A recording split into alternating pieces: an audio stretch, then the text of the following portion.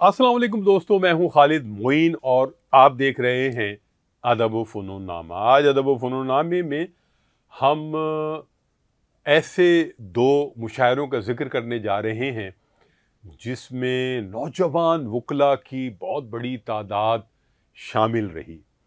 वो नौजवान भी थे और नौजवानों के साथ नौजवान वकला ख़वातीन भी थीं। तो ये दो मुशायरे बिल्कुल 2-4 दिन के फ़र्क से मुनक़िद हुए और इसमें जो पहला मुशायरा था वो मुशायरा हुआ आर्ट्स काउंसिल में। और आर्ट्स काउंसिल में जो मुशायरा हुआ वो अजमल सिराज, जो हमारे बहुत एक ज़बरदस्त शायर रहे, हमारे तो यार ख़ास रहे और उनकी पहली बरसी बहुत अच्छी तरह मनाई, दोस्तों ने उनको याद किया, उनके लिए तकारीब हुई।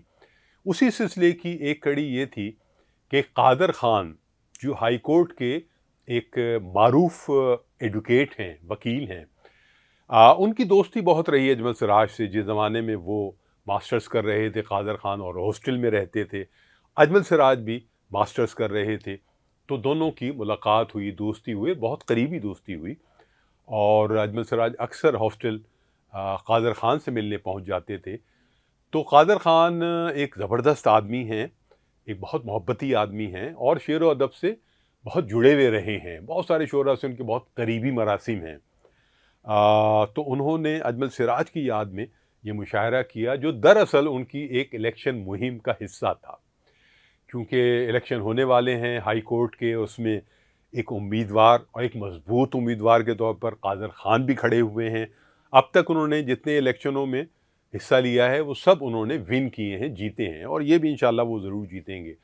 तो एक बड़ी तादाद वहाँ वकला की मौजूद थी, आम सामीन की मौजूद थी और इस मुशायरे की निज़ामत अब्दुर्रहमान मोमिन ने की, जो फ़र्जंद हैं अजमल सिराज के, और बहुत हुस्न खूबी के साथ की। उन्होंने अजमल सिराज के शेर भी सुनाए, उसके अलावा शोरा को अच्छी तरह उन्होंने बुलाया। शोरा की तादाद कम थी, वो कम इसलिए भी हो गई कि बाज़ शायर जो एक मखसूस तादाद थी 7-8 शोरा की, उसमें भी 2-3 शायर बावजूद नहीं पहुंच सके।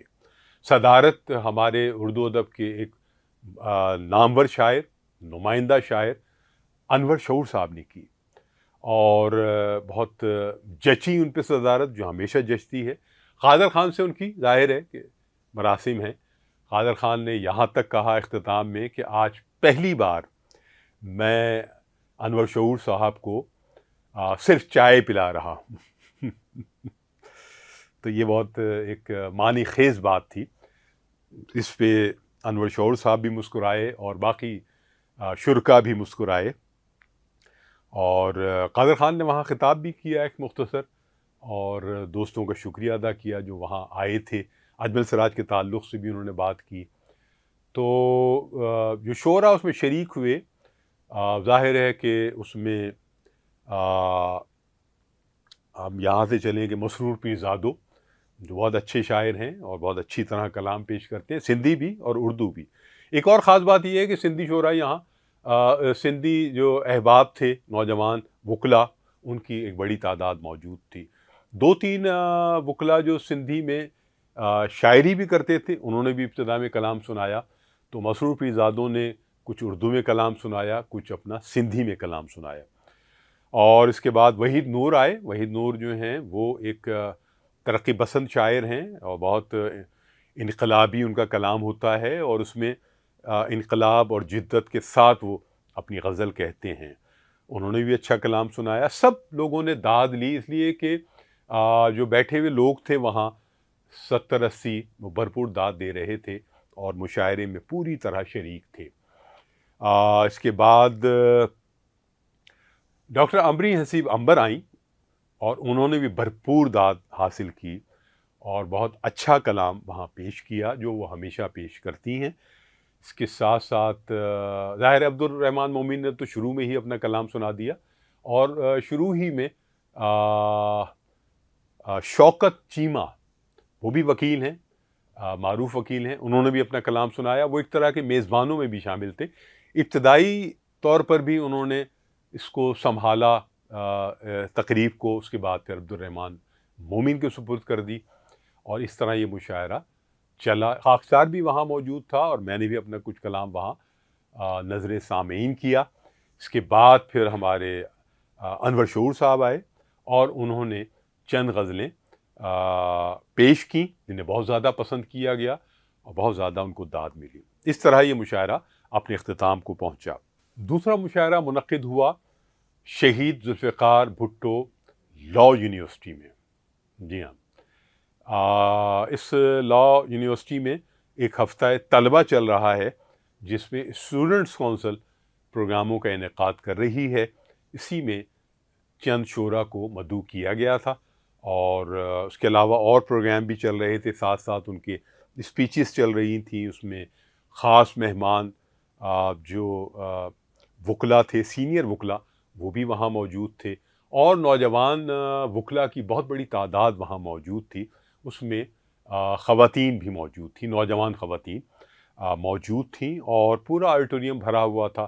اور میں نے دیکھا کہ بڑے توازن کے ساتھ، بڑی منظم انداز میں طلبہ نے سارا نظام سنبھالا ہوا تھا، اور بڑے ادب و آداب کے ساتھ پروگرام چلا رہے تھے۔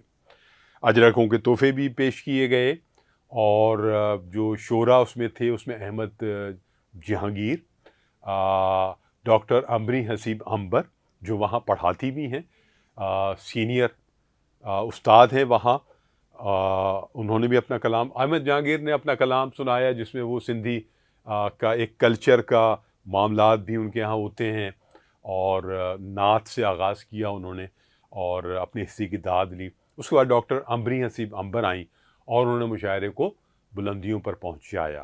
ان کا سارا ہی کلام پسند کیا گیا، کلیپنگ ہوتی رہی، داد ان کو دی جاتی رہی، اور اس کے بعد میں بھی وہاں موجود تھا، میں نے بھی اپنا کلام سنایا۔ تو وہاں ایک بہت اچھا ماحول تھا، طلبہ جس سنجیدگی کے ساتھ اور جس دل کے ساتھ وہاں موجود تھے، تو دل لگا کر داد دے رہے تھے، بہت اچھا ماحول بنا اور بہت کامیاب، مختصر ضرور تھا لیکن بہت کامیاب وہ ایک شعری نشست تھی، جو اس آڈیٹوریم کے طلبہ جو کہ کثیر تعداد میں موجود تھے، انہوں نے اس کو بہت زیادہ کامیاب اور یادگار بنایا۔